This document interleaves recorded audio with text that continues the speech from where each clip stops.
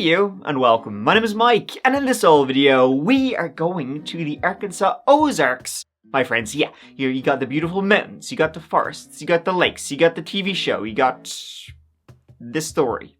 A case which took over 15 years to solve, and it traverses from America to the Philippines and back again. The interesting is that there was a Facebook page which kinda sorta helped solve it, because some people just can't help themselves. You'll see what I mean when I show you what I mean. Let's give it a go.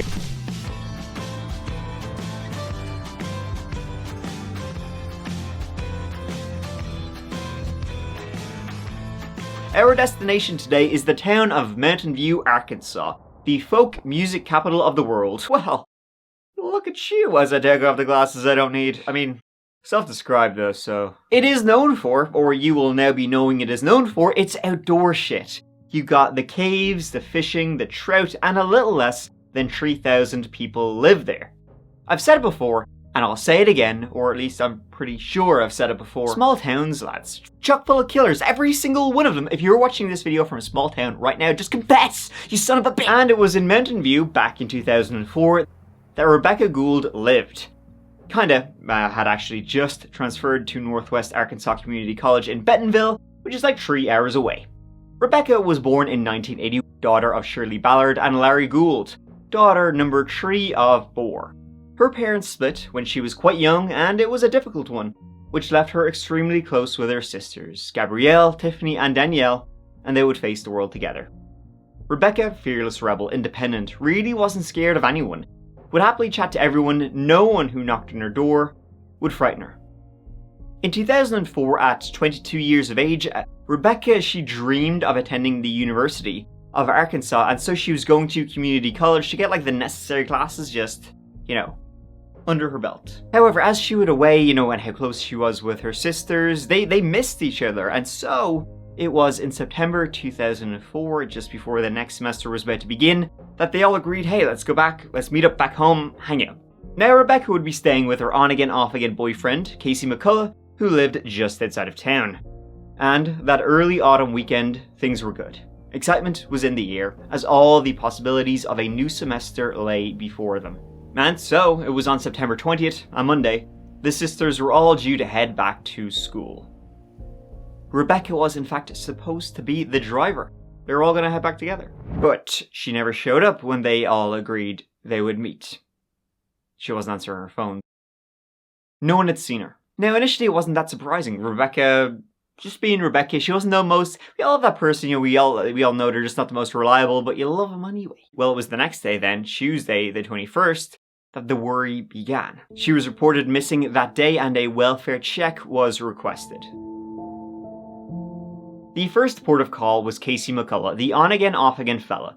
She was staying with him, and now she wasn't able to be contacted and was missing meetings with family. Police went to him first, not thinking a huge amount of it. He worked at the Sonic, fast food restaurant not too far away, and Casey said he hadn't seen her since yesterday. She had dropped him off for his shift, and then he hadn't seen her since.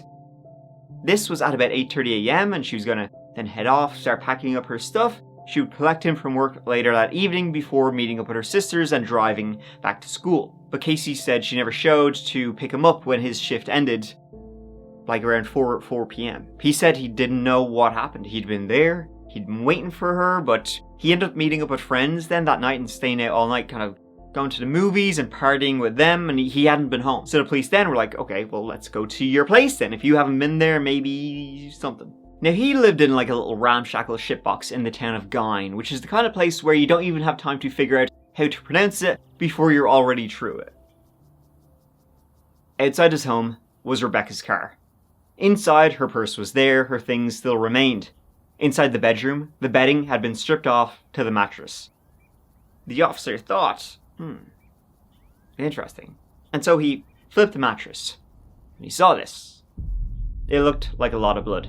The sheets were in fact in the washing machine, and blood was there too. And then you have Casey standing right there, right? Her on-again, off-again fella, her bugle. She was, on-again, off-again. She was leaving to go back to college. Maybe he wasn't too keen on that. The house was now a crime scene, and so yeah, Casey was questioned. we got to Mountain View, we really actually drove around trying to figure out something to do, and then we decided to rent more movies. He said things had been quiet the night before, the night before the day he had last seen her. They had watched a movie together, and then sometime that evening his cousin Billy from Texas, had popped over and they had chatted. After that, she looks out the window and she sees somebody out in on the road, the dirt road, and I look out there and I told her it was my cousin. How long did he stay? About 10-15 minutes tops. We just really talked about old times and stuff. They went to bed. The next morning she dropped him off, yada yada yada. Did you have anything to do with Rebekah's disappearance? No, sir. Did you in any way cause any harm to Rebekah? No, sir. Did you and Rebekah have any kind of a disagreement?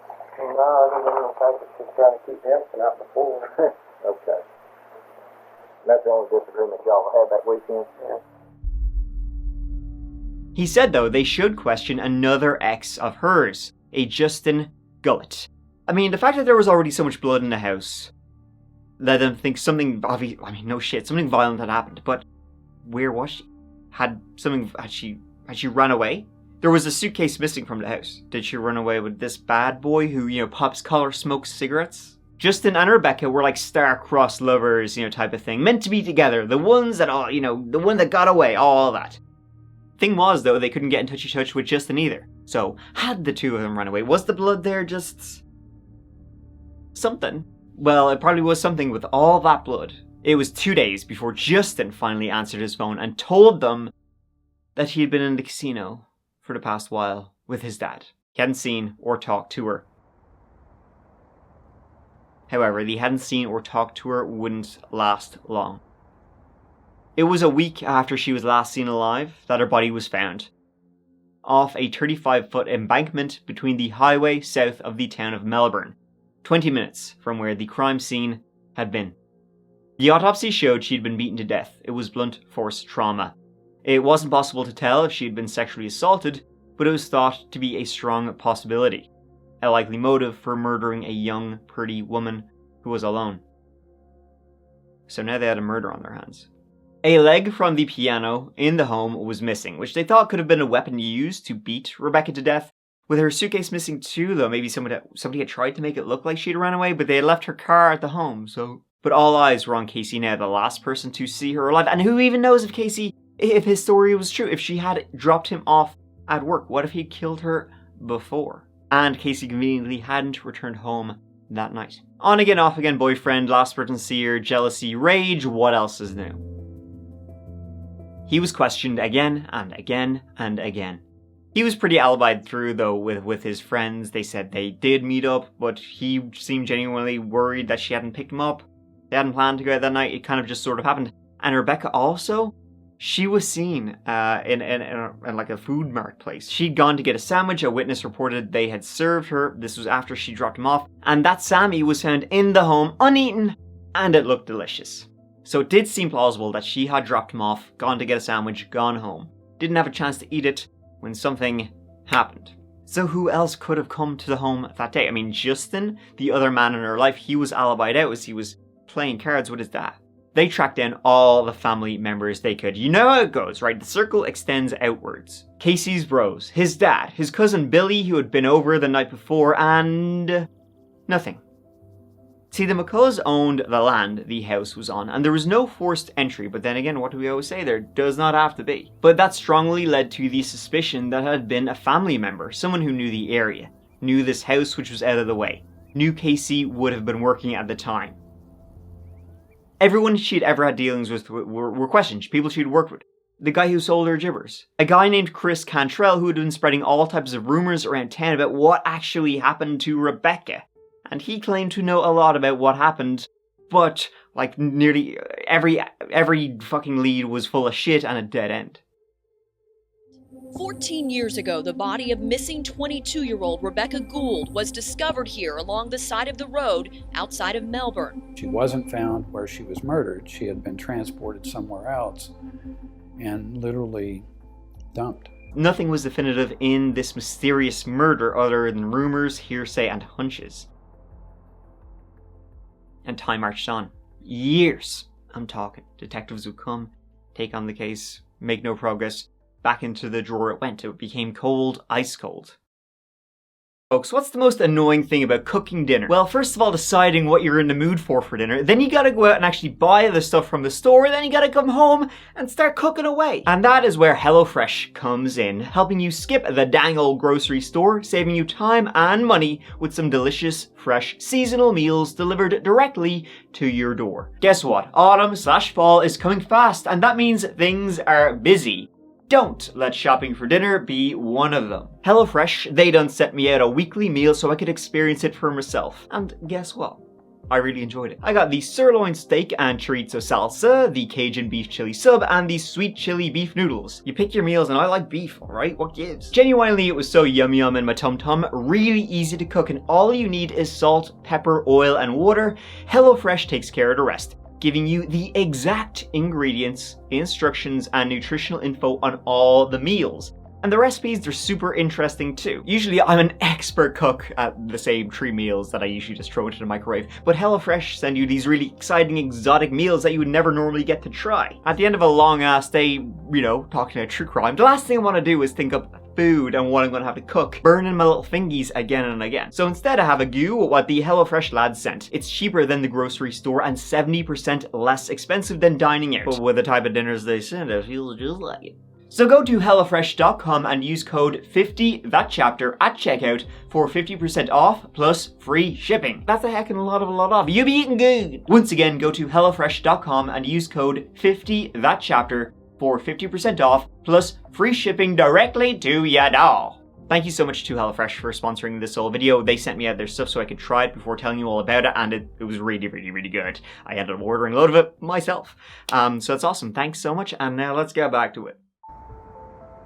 So, where we left off. The case was cold, with no new leads coming in, and Chris Cantrell, he was arrested in 2018 for threatening Justin Gullett, former boyfriend of Rebekah. He was threatening him, saying he would kill Justin if he continued giving statements to the law about how Chris may have been involved in Rebekah's death.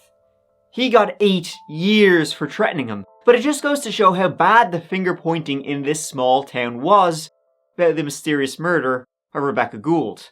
And the longer it went on, the more dangerous these suspicions became. One of them, they believed, in this small town, was a cold-blooded killer. Podcasts were made, documentaries covered it, making outrageous claims, like maybe it was Santa Claus. Some said Casey even confessed to the murder. Others said, maybe somebody else confessed to the murder. A serial-type podcast called Hell and Gone examined this case, with a man contacting them saying Casey done did it. He was the one that beat the young girl to death and threw out the back of the truck. Well, he said it, he just lost it. And he said next thing he knows, he's cleaning stuff up. He told me one night while he was drunk at a bar, or maybe it was someone else. Rumors were everywhere, but actual progress was nowhere. And people were re-interviewed. All of the McCulloughs. I mean, the belief that Casey had done it was not there. It was pretty much confirmed she was alive after she had dropped him off. But somebody close to him, sure. For sure. And Casey had a number of brothers and cousins. Thing is though, with all of this and with the blood they found, which was confirmed to be Rebekah's, no other DNA or usable DNA was found. Obviously Casey's, but so many people have been coming and going through the house. They didn't have DNA of who they believed the killer was.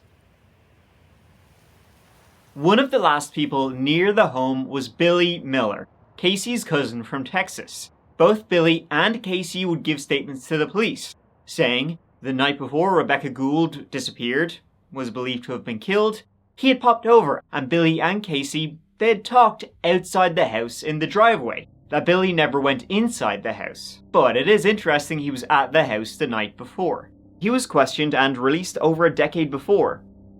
And get this, in 2002, 2 years before the murder of Rebekah Gould, he was a suspect in a sexual assault on a minor.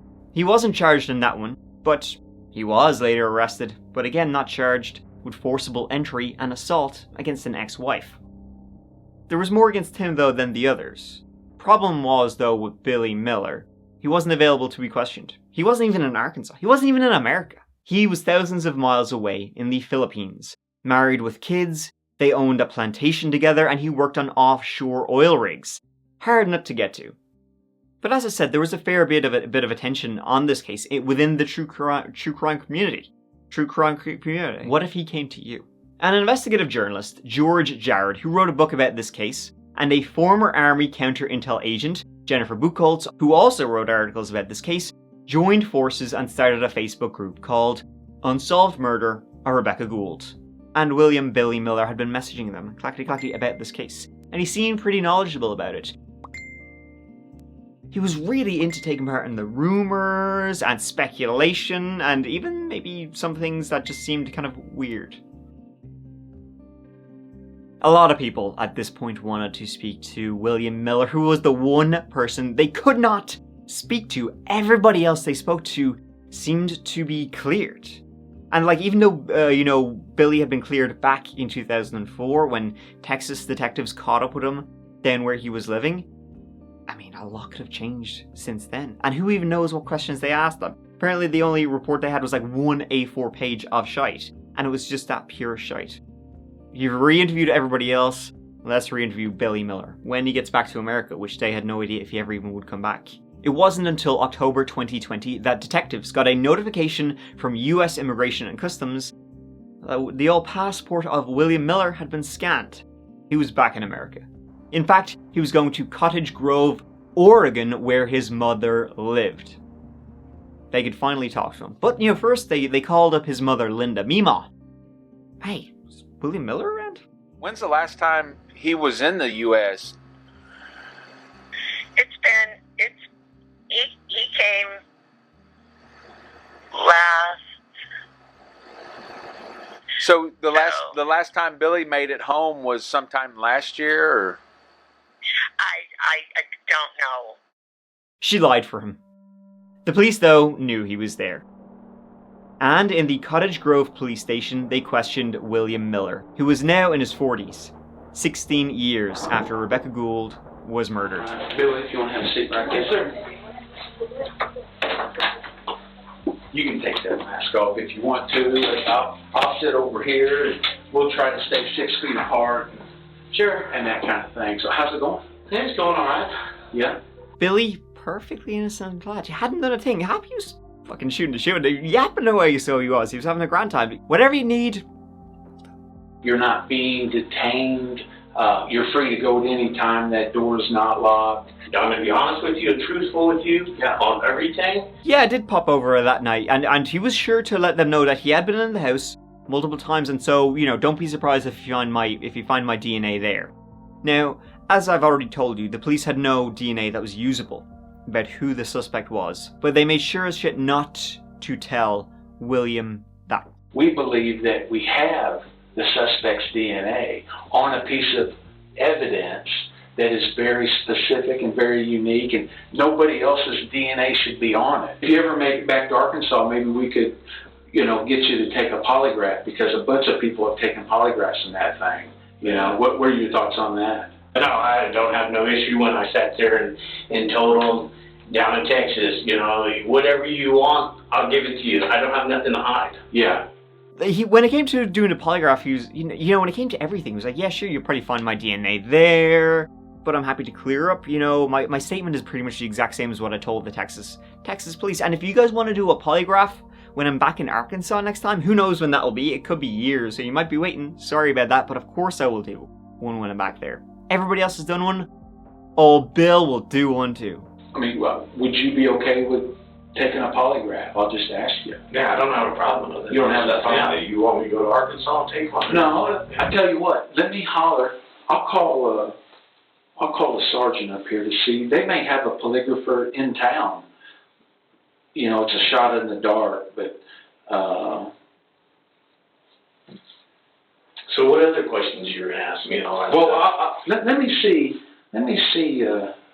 if they got somebody, because I still have a lot more questions for you. But oh wait, you want me to do one like now? Like now? Like right now? Now? Because then the detective did this. Just worth a shot.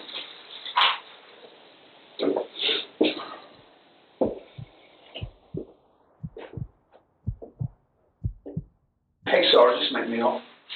Hey, do you happen to have a polygrapher in town? See, detective just said, hey, you know what, listen, I don't think there's going to be a polygrapher around, This time of day, you know yourself. But here, listen, on the off chance, let me make a call. Awesome. Yes, sir. I appreciate you.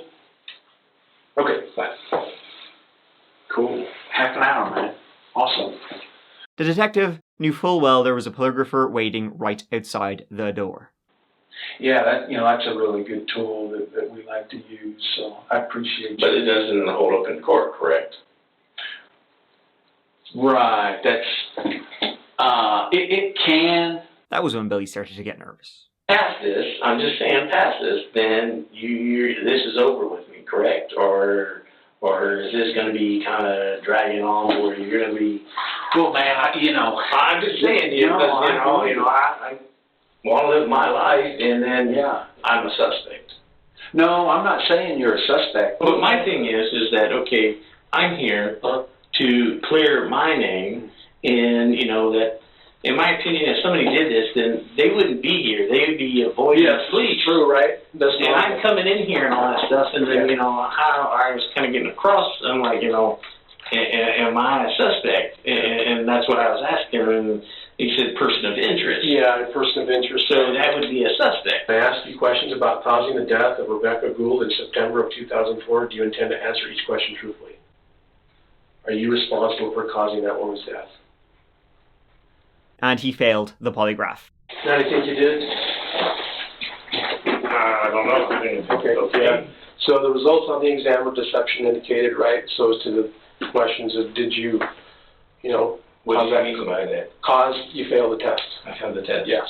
Now, polygraphs are largely bullshit, but can be used as supporting evidence at court if it's allowed, depending on if both parties agree, and also the state where the trial takes place. And it worked. We've talked about your DNA being at the crime scene, and you've tried to give an explanation as to why your DNA would be at the crime scene. So yeah, lying. That's your truck. Yep. Okay? Biological evidence, Billy, lasts for decades. Because they said they found blood in his truck. They had not found blood in his truck. They did recover his truck from he had way back when. There was no blood in there. No blood in there at all, not Rebekah's blood. They lied. So that's 2 lies they had on him. We know what you did. We know how it went down. We've got her blood in your floorboard. You tried to clean up best that you could, Billy. Don't drag your mom through this anymore. Billy's story changed. Oh yeah, he had been in the area the morning of the murder, hunting, and he saw people out there.